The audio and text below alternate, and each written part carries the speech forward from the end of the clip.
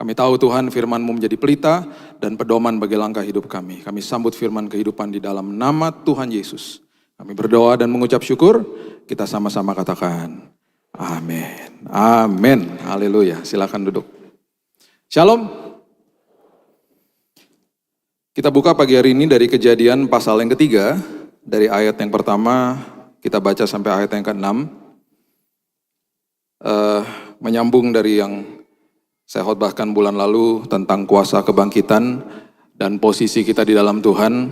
Kita sekarang perlu mengerti akar daripada dosa yang manusia lakukan, karena setelah ada kuasa kebangkitan, setelah kita terima Yesus sebagai juru selamat, tetap saja pasti kecenderungan-kecenderungan dosa tetap ada, pergumulan tetap ada, karena kita hidup di dalam dunia yang sudah jatuh. Itu sebabnya kecenderungan dosa itu semuanya diakibatkan karena akar daripada dosa yang sudah dilakukan. Nah, itu sebabnya modus operandi, cara menipunya dan lain sebagainya masih tetap mirip-mirip seperti dulu. Kalau kita mengerti dan kita bisa mengerti skema daripada iblis, kita tahu bagaimana menangani hidup kita hari lepas hari. Paling tidak kita mengerti, saya ini punya kecenderungan seperti ini karena memang ada akar dosa yang terjadi di dalam kehidupan manusia. Kejadian pasal yang ketiga, ayat yang pertama mengatakan, adapun ular ialah yang paling cerdik dari segala binatang di darat yang dijadikan oleh Tuhan Allah. Ular itu berkata kepada perempuan itu, tentulah Allah berfirman, semua pohon dalam taman ini jangan kamu makan buahnya, bukan? Lalu sahut perempuan itu kepada ular itu, buah pohon-pohonan dalam taman ini boleh kami makan, tetapi tentang buah pohon yang ada di tengah-tengah taman. Perhatikan kalimat ini, ada di tengah-tengah taman. Allah berfirman, jangan kamu makan ataupun raba buah itu nanti kamu mati. Instruksi pertama yang Tuhan berikan kepada manusia untuk tidak makan buah dari pohon ini diberikan kepada pria, bukan kepada wanita. Nah, yang meresponi iblis di ayat ini adalah wanita. Berarti suaminya sudah melakukan tugasnya memberitahu kepada istrinya. Masalahnya suaminya ada di situ. Masalahnya suaminya tidak jauh-jauh dari dia ada di situ dan memvalidasi semua kebohongan iblis. Itu yang terjadi. Suaminya tidak pernah mengatakan bahwa sembarangan kamu nggak boleh, jangan kamu percaya sama dia dan seterusnya. Tidak ada. Tidak ada kalimat-kalimat seperti itu. Nah, ini adalah konteks daripada kebohongan iblis dan modus operandi ini masih dilakukan sampai hari ini. Tetapi ular itu berkata kepada perempuan itu, sekali-kali kamu tidak akan mati. Padahal Tuhan sudah bilang, kita sudah bahas di bulan lalu, you will surely die. Kamu akan mengaktifkan kematian, gitu ya. Kamu akan mengaktifkan kematian akan berkuasa atas hidupmu. Iblis membohongi manusia, kamu tidak akan mati. Kemudian ini isi daripada kebohongan dia, ayat 5. Tetapi Allah mengetahui bahwa pada waktu kamu memakannya, matamu akan terbuka, kamu akan menjadi seperti Allah, tahu tentang yang baik dan yang jahat. Konteks daripada ayat 5 adalah memberikan sebuah bisikan kepada manusia bahwa Tuhan menyimpan sesuatu dari kita. Bahwa ada sebuah dimensi yang baru, kalau kamu lakukan ini, Tuhan akan berikan sesuatu yang kamu gak pernah rasakan sebelumnya. Bahkan yang sangat mengerikan adalah kondisi manusia saat itu adalah kondisi yang jauh daripada yang namanya sempurna, karena sangat sempurna. Jadi kata sempurna, kata perfect dalam bahasa Inggris itu nggak bisa menggambarkan kesempurnaan kondisi manusia. Harus ada kata more than perfect, lebih daripada sempurna. Karena sangat luar biasa, karena manusia ada di dalam Eden. Eden itu artinya hadirat Tuhan. Sangat dahsyat. Nah, kok bisa iblis menemukan cara sampai manusia percaya sama kebohongan dia, dan manusia merasa bahwa kondisi yang sangat sempurna itu tidak cukup. Karena dihembuskan sebuah nafas kebohongan. Kalau kamu makan, matamu akan terbuka. Seolah-olah Tuhan menyimpan sesuatu dan Tuhan gak kasih semuanya buat kamu. Dan sampai hari ini itu yang masih terjadi. Jadi isi daripada kebohongan iblis atau akibat daripada dosa mula-mula itu karena manusia tidak merasa cukup, dan akhirnya manusia otomatis kalau tidak merasa cukup, manusia tidak mengucap syukur. Dan itu masih terjadi sampai hari ini. Ketika manusia tidak mengucap syukur, ketika manusia merasa bahwa iblis berhasil membohongi dia dan mengatakan bahwa kondisimu tidak cukup dan Tuhan menyimpan sesuatu darimu, perhatikan tadi kalimat ada dikatakan pohon itu ada di tengah-tengah taman. Penulis kitab Kejadian sedang memberitahu kepada kita hampir setiap hari pohon itu dilewati sama manusia dan tidak pernah dicatat bahwa pohon itu kelihatan menarik. Setelah manusia percaya kepada kebohongan iblis, ayat 6 terjadi, dikatakan begini, perempuan itu melihat bahwa buah pohon itu baik untuk dimakan, itu yang pertama, sedap kelihatannya, itu yang kedua, lagi pula pohon itu menarik hati karena memberi pengertian, itu yang ketiga.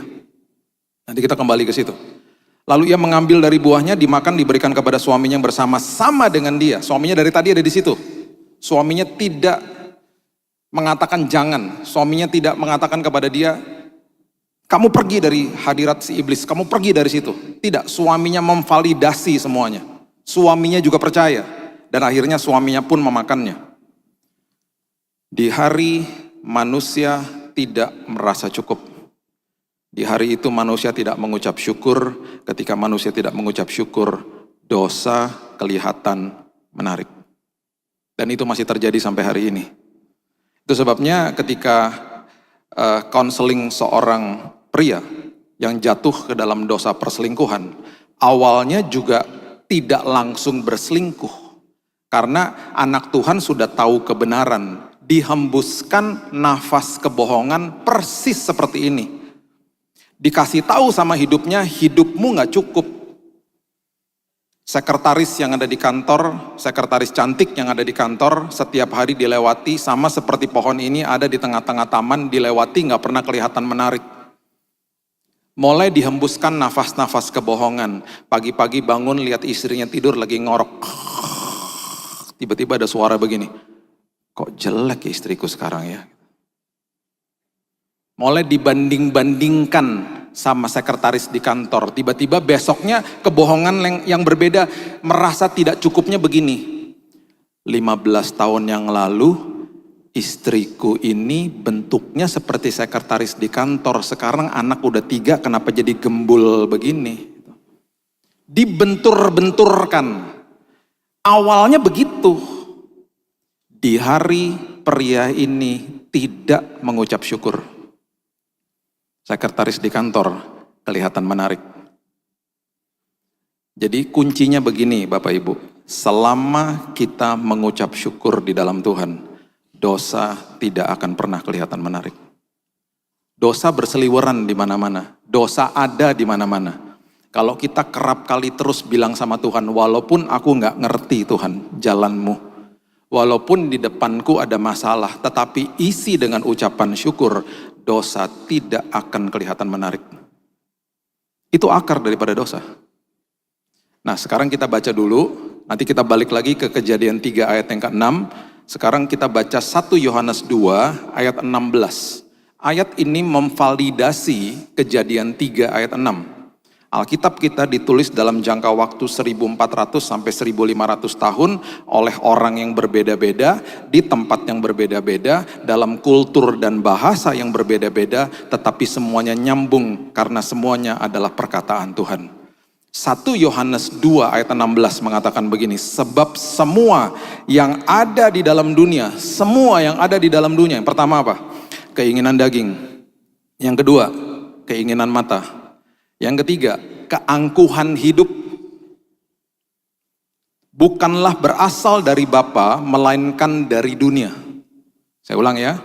Pertama keinginan daging, keinginan mata, keangkuhan hidup. Yuk kita katakan bersama-sama. Pertama adalah keinginan daging, kedua keinginan mata, ketiga keangkuhan. Sekarang balik lagi ke Kejadian 3 ayat 6. Coba lihat pelan-pelan. Kejadian 3 ayat 6.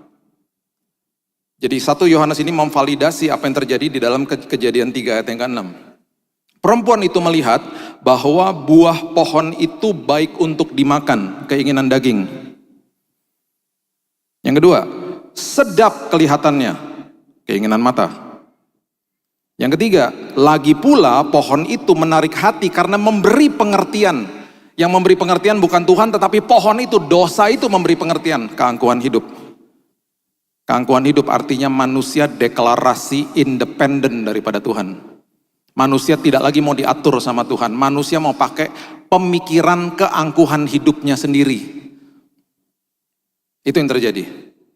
Perhatikan ini baik-baik, kita tarik lebih dalam lagi. Ya, keinginan daging dan keinginan mata berbicara tentang buah. Keangkuhan hidup berbicara tentang pohon. Korelasi pohon dengan buah, pohon adalah rumah daripada buah. Dasar daripada kehidupan. Dasar daripada kehidupan hati dan pikiran kita. Dasar dari segala-galanya. Kalau kita percayanya salah, kalau kita mau independen dari Tuhan, buahnya yang keluar, tindakan dan perkataan, pasti keinginan daging dan keinginan mata. Karena buah berbicara tentang tindakan dan perkataan kita. Kita tarik lagi lebih dalam. Apa yang terjadi saat ini? Relevansinya apa sama yang terjadi saat ini? Begini, gak usah jauh-jauh. Waktu kemarin, waktu ada COVID, kita ada istilah namanya new normal. Bagi saya new normal udah terjadi dari tahun 80-an bahkan. Dulu tahun 86 saya mendarat di kota namanya Tulsa, Oklahoma. Dikirim sama orang tua saya sekolah di sana. Saya belum bertobat. Selagi belum bertobat dalam perjalanan hidup saya yang sangat rusak saat itu, saya melihat di depan mata saya, kepala saya sendiri, negara Amerika yang takut sama Tuhan. Dan saya nggak pernah lupa, saya nonton channel, saya masih ingat channelnya namanya C-SPAN, C-SPAN gitu tulisannya. Itu hari Sabtu, Presiden Amerika mengundang hamba-hamba Tuhan untuk menopang dia dalam doa. Dan waktu sedang didoakan, Presiden Amerikanya berlutut, dan ada satu momen ketika, saya lupa siapa ya, mungkin Billy Graham atau ada beberapa pendeta yang hadir pada saat itu, di dalam breakfast meeting di White House. Itu tangannya diambil sama Presiden, ditaruh di atas kepalanya. Kamu tumpang tangan atas kepalaku, supaya aku bisa memimpin negara ini dengan roh takut sama Tuhan. Itu negara yang sangat takut sama Tuhan. Tiba-tiba, mulai dipimpin, mulai beralih kepada kelompok liberal. Dan di saat itu tiba-tiba mereka menyuarakan begini. Keangkuhan hidupnya mulai muncul. Tolong legalkan aborsi. Keangkuhan hidup. Yang mau dilegalkan apanya? Undang-undang, pohonnya. Supaya melegalkan tindakan daripada mereka. Dengan kata lain mereka katakan begini, kami mau melakukan seks bebas, kalau terjadi kehamilan itu harus dilegalkan untuk melakukan aborsi. Jadi namanya pro-choice. Pro-choice itu artinya kami boleh pilih mau aborsi atau tidak. Kalau kami memilih untuk aborsi, tolong dilegalkan pohonnya, keangkuhan hidupnya. Yang dilegalkan apanya? Keinginan mata dan keinginan daging, buahnya, tindakannya. Terjadi. Undang-undangnya keluar. Pro-choice. Yang satunya lawannya pro-life. Pro-life artinya jangan, gak boleh aborsi. Itu orang-orang Kristen. Setelah itu berhasil, kelompok LGBT datang. What about us? Bagaimana dengan kami? Tolong dilegalkan undang-undangnya, keangkuhan hidupnya. Kami mau independen dari Tuhan. Kami mau hidup kami dilegalkan, keinginan mata dan keinginan daging kami. Kami mau menikah sesama jenis, tolong dilegalkan pohonnya, undang-undangnya. Hari ini semua provinsi di Amerika melegalkan perkawinan sesama jenis, bahkan boleh mengadopsi anak. Jadi Bapak Ibu bisa bayangkan anak-anak tumbuh besar di dalam sebuah keluarga yang dua-duanya pria atau dua-duanya wanita orang tuanya. Saya nggak pernah lupa beberapa tahun yang lalu di kota Las Vegas sama istri saya lagi jalan, lihat gereja kaca semuanya. Saya mendekat karena tertarik, karena ada pernikahan dari jauh udah kelihatan. Saya lihat pakai mata kepala saya sendiri dan saya terkejut ketika saya dekat, dua-dua yang nikah di depan altar, dua-duanya pakai gaun, dua-duanya wanita. Dan saya ke belakang gereja, saya ngomong sama diakennya karena saya pengen tahu tanggapan dia seperti apa. Dia bilang begini, luar biasa ya, gereja kami melakukan terobosan katanya. It's a breakthrough, right? Hampir saya jitak kepalanya. Saya cuma pengen tahu, jadi kamu melakukan ini, gereja memperbolehkan, dan maksudnya apa? Karena gerejanya gereja biasa. Gereja yang punya nama bahkan. Sinodenya terkenal di saat itu. Saya sampai tertegun ngelihat apa yang dia utarakan. Itu saya lihat sendiri. Itu yang terjadi gara-gara ini. Sampai hari ini. Manusia deklarasi independen. Nah, ketika dosa terjadi, timbullah beberapa kecenderungan manusia yang sampai hari ini kita pun dibohongi, dituduh sama iblis. Ya, yang pertama, 4 saja saya bagikan karena sebenarnya banyak sekali. Saya bagikan 4 saja yang paling penting. Kejadian 3 ayat yang ke-7, coba lihat. Kejadian 3 ayat yang ke-7. Firman Tuhan katakan begini.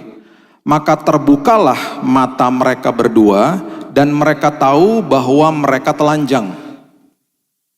Tadinya mereka telanjang, mereka nggak malu. Ya, sekarang karena dosa jadi seperti itu, lalu mereka menyemat daun pohon ara dan membuat cawat. Oke, semua yang ada di Alkitab ada simbol, ada artinya. Mereka menyemat daun pohon ara untuk menutup yang mereka rasakan pada saat itu, mereka malu. Nah, sekarang kita baca Matius 21 ayat 19 supaya memperjelas, memvalidasi Kejadian 3 ayat 7. Coba lihat Matius 21 ayat 19. Dekat jalan ia melihat pohon ara lalu pergi ke situ. Yesus yang lihat pohon ara, dia pergi ke situ. Banyak sekali tindakan Yesus dan juga event atau momen-momen yang terjadi pada saat itu. Yesus sengaja ajarkan kepada murid-muridnya dengan sebuah visual, dengan sebuah tindakan atau sebuah event. Ya, kemarin hari Kamis kita membahas tentang menerima dari Tuhan. Waktu dia membasuh kaki murid-murid. Nanti satu hari kita bahas di hari Minggu. Supaya lebih jelas lagi. Itu semuanya digambarkan seperti begitu. Waktu dia berikan perumpamaan juga begitu. Dia gambarkan sebuah kisah. Supaya hari ini kita bisa paham. Bukan sekedar hanya tulisan saja, kita bisa paham karena kita bisa memvisualisasikan di dalam pikiran dan hati kita. Oh, akses tuh begitu. Oh, kalau menerima tuh seperti Maria. Oh, begini toh. Salah satunya ini. Dia lagi kasih tahu sama murid-muridnya arti daripada daun ara. Ya, dia katakan begini, ketika ia melihat pohon ara lalu pergi ke situ, tetapi ia tidak mendapat apa-apa pada pohon itu selain daun-daun saja. Selain daun-daun saja. Katanya kepada pohon itu, engkau tidak akan berbuah lagi selama-lamanya, dan seketika itu juga keringlah pohon ara itu. Kita kalau baca sepintas, kita pasti bingung, ini pohon gak ada buahnya, kenapa dikutuk sama Yesus? Rupanya begini, karakter daripada pohon ara itu selalu berbuah dulu baru berdaun. Bapak Ibu kalau belum ngopi pagi hari ini barusan lewat tuh. Saya ulang ya. Pohon ara itu selalu berbuah dulu baru berdaun. Berarti kalau daunnya sudah rindang, harusnya sudah ada buahnya. Paham ya? Jadi daun pohon ara itu adalah lambang kemunafikan. Jadi Yesus lagi kasih tahu, lagi kasih pengajaran kepada murid-muridnya. Sama ketika dia memberitahu tentang janda yang memberikan sepeser, dikasih pelajarannya visual semuanya. Dia kasih tahu, nih ya, kamu lihat nih, kamu lihat. Rindang toh daunnya, buahnya ada nggak? Nggak ada. Munafik. Luarnya baik-baik saja, dalamnya kopong, tidak ada apa-apanya. Sama aja seperti seorang ibu diakones yang waktu saat itu saya udah kenal 6 tahun, nganterin saya ke mobilnya dan tiba-tiba suruh saya pulang sama supirnya. Dalam jalan beberapa saat tiba-tiba supirnya setengah-setengah nangis ngomong begini, Pak ada kerjaan gak buat saya? Kerjaan apa mas maksudnya? Saya udah gak betah pak kerja di sini. Kenapa gak betah mas? Setiap hari saya dianjing-anjingin. Anjing-anjingin. Belok kiri salah anjing, belok kanan salah anjing. Sampai saya mimpi anjing pak katanya. Sama siapa mas dianjing-anjingin? Sama ibu yang tadi, itu diakones gereja yang saat itu saya udah kenal 6 tahun. Yang bener, ibu itu baik sekali mas. Pak, bapak kalau nggak percaya tanya sama pembantu-pembantu di rumah pak. Tiap hari dianjing-anjingin pak, sampai anjing di rumah juga takut sama ibu. Saya bilang gini, Mas, itu ibu baik, Mas. Saya kenal udah lama. Tahu dia bilang apa? Kalau hari Minggu baik, Pak. Kalau udah Senin sampai Sabtu ngeri, Pak. Saya ketakutan, Pak, karena besok kan hari Senin. Dia rupanya udah tulis nomor teleponnya, bisa cari kertas, dia kasih sama saya. Jangan lupa saya, Pak, ini nomor telepon saya. Saya rasa seperti Yesus di kayu salib ketika penjahat bilang, Tuhan ingat aku sebelum masuk Firdaus. Nomor teleponnya hilang, sedih saya. Hari itu saya terganggu. Kenapa? Seorang yang saya kenal bertahun-tahun, munafik. Makanya ya, Bapak Ibu gak bisa validasi saya, cuma lihat saya hari Minggu gini, gak bisa. Kalau mau validasi saya harus tanya sama istri, kedua anak saya, sama dua mbak yang kerja sama saya. Yang satu bahkan sudah 23 tahun kerja sama saya, seumur anak saya. Dari dia kecil sampai sekarang. Tanya sama mereka, kalau saya dalam tekanan di rumah saya ngapain? Karena kalau tidak saya munafik. Munafik saya di depan sini. Dualisme akhirnya.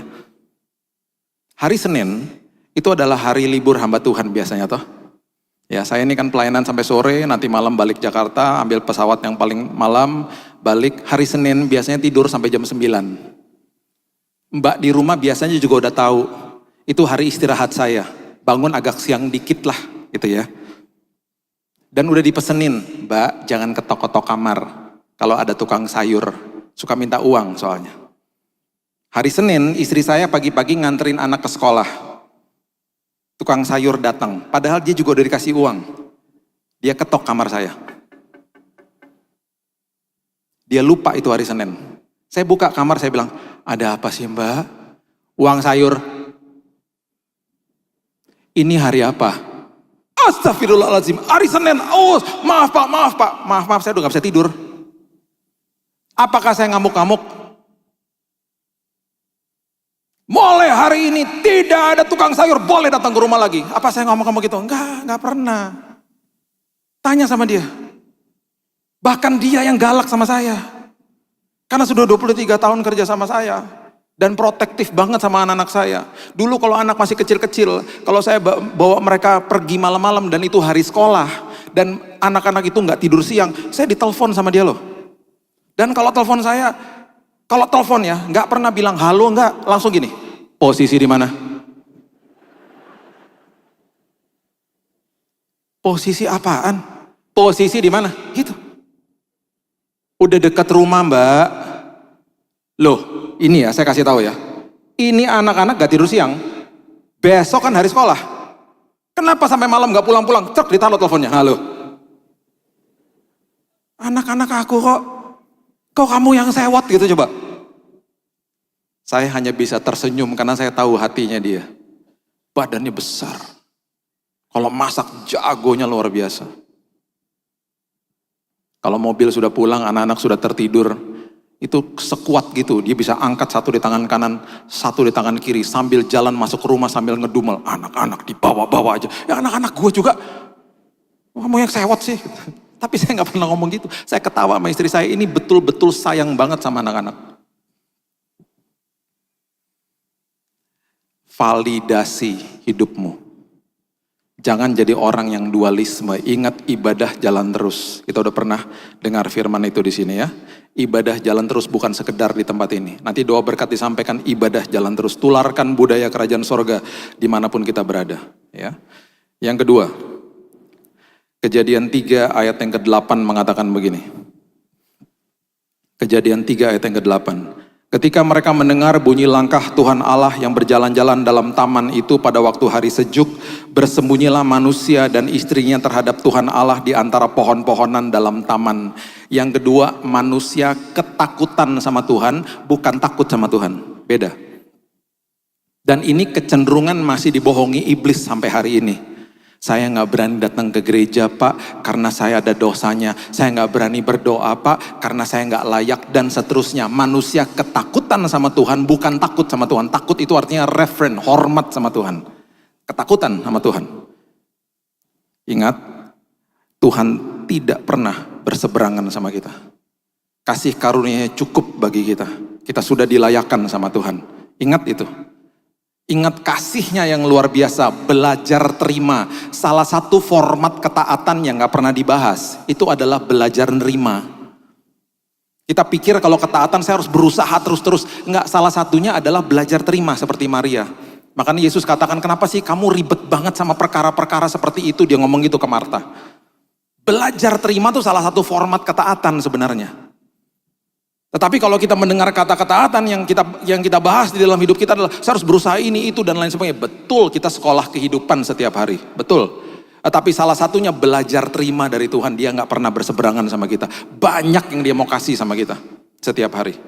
Alhasil manusia karena ketakutan sama Tuhan akhirnya menimbulkan atmosfer ketakutan di dalam rumahnya juga. Ya, salah satu contohnya adalah gini, Efesus 6 ayat 4, coba lihat.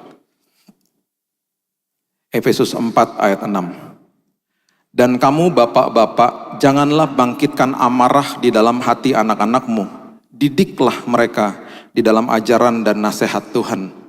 Karena kita ketakutan, akhirnya kita memberikan ketakutan juga kepada anak-anak kita. Ingat, kata didik adalah kata train. Train itu berarti gerbongnya. Jangan suruh anak ke gereja kalau kita nggak jadi gerbongnya, kasih contoh bahwa kita ke gereja. Ke gereja sana, sementara kita nggak ke gereja. Train, didik. Didik berarti apa? Memberikan didikan dalam penuh kasih karunia dan kasih lihat sama anak kita, saya lakukan hal yang seperti itu. Papa saya adalah orang yang sangat-sangat luar biasa. Saya nggak pernah ngelihat orang seperti dia yang dalam hidupnya saya nggak pernah ngelihat dia stres. Kalaupun dia stres saya nggak tahu. Satu-satunya momen yang dia lakukan dan dia marah kepada anak-anaknya adalah ketika kami sedang berdoa malam-malam mesbah keluarga dan kami berdoanya asal-asalan. Tanya sama adik saya Jesse, sama. Biasanya kalau disuruh berdoa, kalau waktu masih SMA kan kita berdoa asal-asalan. Cuman saya sama Tuhan yang tahu.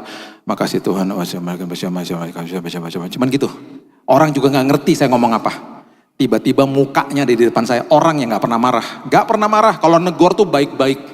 Tetapi jangan main-main kalau datang ke hadirat Tuhan sama dia. Dia bisa ada di muka saya dan dia bisa berteriak, sekali-kalinya dia berteriak tuh ketika saat itu.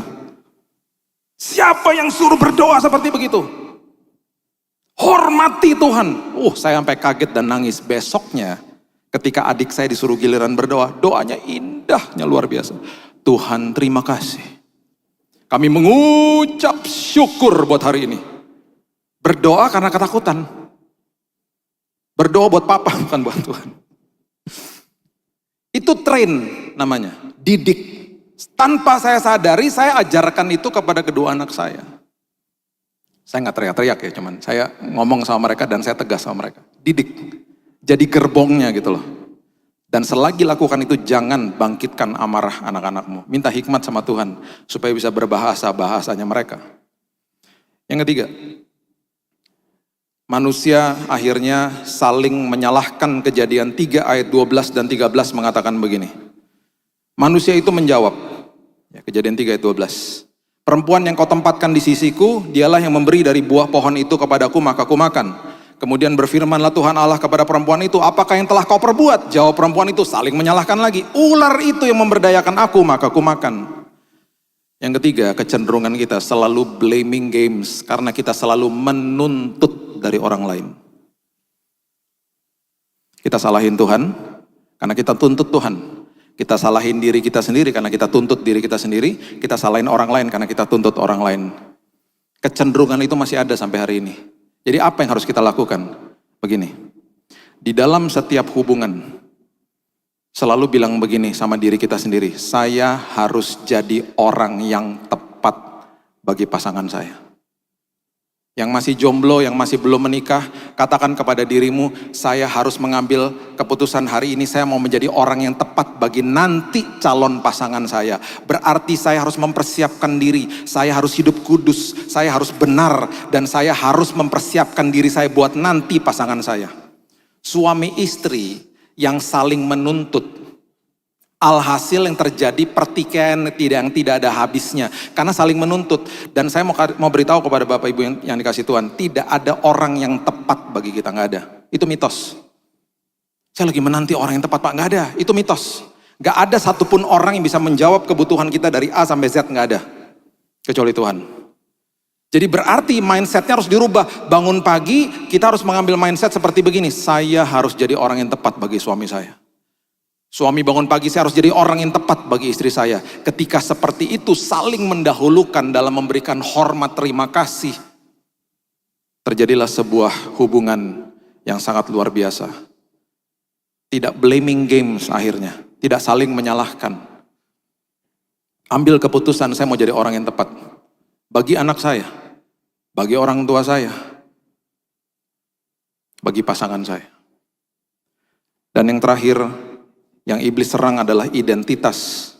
Pada awalnya manusia diberikan nama sama, cuma gara-gara kejatuhan, manusia akhirnya suka menghakimi dan suka melabel-label. Kita pun dibohongi hari ini dengan label-label yang salah sama iblis. Coba baca Kejadian pasal yang ke-5, ayat 1 dan 2. Perhatikan kalimat-kalimat ini. Kejadian pasal yang ke-5 ayat 1 mengatakan, inilah daftar keturunan Adam. Pada waktu manusia diciptakan oleh Allah, dibuatnyalah dia menurut rupa Allah. Perhatikan kalimat ayat yang kedua. Laki-laki dan perempuan diciptakannya mereka. Ia memberkati mereka dan memberikan nama manusia kepada mereka. Pada waktu mereka diciptakan. Kata manusia itu artinya mankind. Dalam bahasa aslinya namanya Adam. Siapa? Dua-duanya. Pada awalnya nggak ada nama Hawa. Yang diberikan adalah Adam laki-laki sama Adam perempuan. Bahkan waktu manusia diciptakan, wanita itu diciptakan sepadan dengan laki-laki. Saya nggak punya waktu ya untuk bahas semuanya. Tetapi waktu proses pembentukan pria diciptakan, itu Alkitab memakai kata membentuk. Bahasa aslinya yatsar. Ketika wanita diciptakan, Alkitab memakai kata membangun. Karena dibangun dari atas pria. Makanya namanya woman. Woman itu berarti man with a womb. Pria yang ada womb-nya, ada rahimnya, namanya woman. Sepadan. Bahkan pria waktu akhirnya tahu bahwa wanita sudah dibangun dari atas dia, ya. Pria itu juga mengatakan hal seperti ini. Coba lihat di Kejadian pasalnya yang kedua. Ayatnya yang ke-23, coba lihat. Ya. Jadi kalau pria itu dibentuk, bahasa aslinya yatsar, wanita itu dibangun, bahasa aslinya banah. Itu bahasa aslinya. Ya, Kejadian 2 ayat 23, perhatikan kalimat ini. Lalu berkatalah manusia itu, berkatalah pria itu, karena dia tahu sepadan, dia katakan apa coba? Inilah dia, tulang dari tulangku, daging dari dagingku, sama. Daging dari dagingku, tulang dari tulangku. Ia akan dinamai perempuan sebab ia diambil dari laki-laki. Adam perempuan, Adam laki-laki. Setelah dosa, setelah kejatuhan dosa, manusia mengubah nama wanita menjadi Hawa. Coba lihat Kejadian pasal yang ketiga ayat 20. Di label-label. Coba lihat Kejadian 3 ayat 20. Manusia itu, pria itu memberi nama Hawa kepada istrinya. Hawa artinya syafah. Syafah artinya tugas kamu hanya mengandung aja. Makanya dikatakan selanjutnya sebab dialah yang menjadi ibu semua yang hidup. Di downgrade. Udah kamu gak sepadan lagi, kamu sekarang tugasnya udah syafah aja, kamu jadi Hawa aja udah. Timbullah emansipasi wanita saat ini. Karena orang di label-label. Sampai hari ini kecenderungan dosa seperti begitu dan kita kerap kali masih menghakimi orang lain. Ingat, yang dihakimi dosanya bukan orangnya ya. Benci dosanya, jangan benci orangnya. Negor gak apa-apa karena kita menghakimi dosanya, bukan orangnya dihakimi. Itu tugasnya Tuhan soalnya. Kita menegur, gak apa-apa. Ya, sampai hari ini manusia di label-label.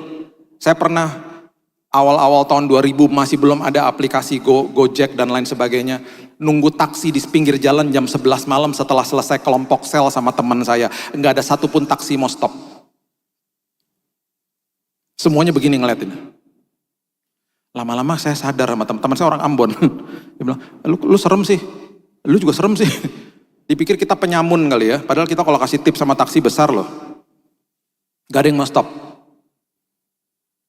Saya pernah disangkain The Rock, ayo di atas Borobudur sana. Sampai orang ngantri mau foto, termasuk satpamnya mau foto. Saya udah kewalahan, saya samperin satpamnya, Mas jalan keluar lewat mana Mas? Loh bukan The Rock toh, bukan ah.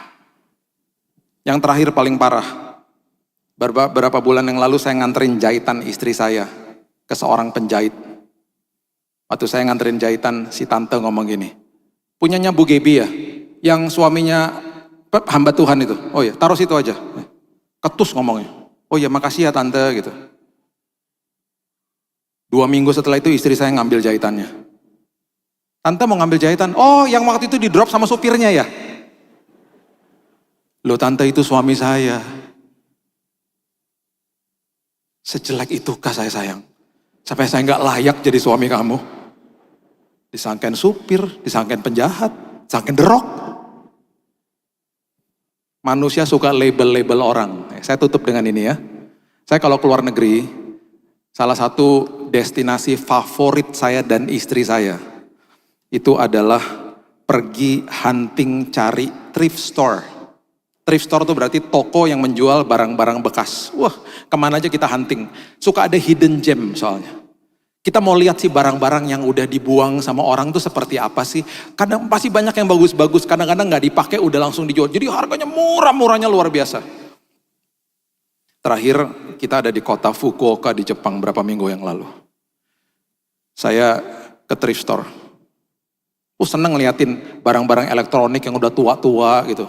Kadang-kadang gue gak beli apa-apa, cuman suka aja liatin. Tiba-tiba ada satu jaket. Jaketnya bagus banget. Harganya cuma 50.000. Di sampingnya ada jaket yang jeleknya luar biasa. Jelek udah butut. Terus saya coba lihat harganya. Kalau di kurs ke Indonesia 600.000. Saya dalam hati, ini kenapa mahal banget? Jelek banget, sebelahnya yang bagus. Ini kalau jelek harganya 600.000. Istri saya datang. Kamu lihat dong, mereknya apaan? Waktu saya lihat, oh iya. Mereknya, merek desainer ngetop. Makanya harganya 600.000. Coba lihat hari ini, di merek baju kebenaran kita. Ada tulisan apa? Sudah ditebus. Dan sudah dibenarkan. Jadi walaupun masa lalu kita buruk, walaupun orang label-label kita adalah ciptaan yang sangat indah. Dan harga kita mahalnya luar biasa. Karena kita ada tanda, di label ditebus, dibenarkan oleh Yesus. Itulah kita. Ya, itulah kita yang sudah dibenarkan sama Tuhan. Jadi hiduplah setiap hari seperti Paulus katakan, aku bermegah di depan kesengsaraan. Bukan berarti sombong, bukan. Percaya diri di dalam Tuhan. Aku luar biasa karena Tuhan saya luar biasa. Aku dahsyat karena Tuhan saya sangat dahsyat. Aku melakukan hal-hal yang luar biasa karena Tuhan saya luar biasa.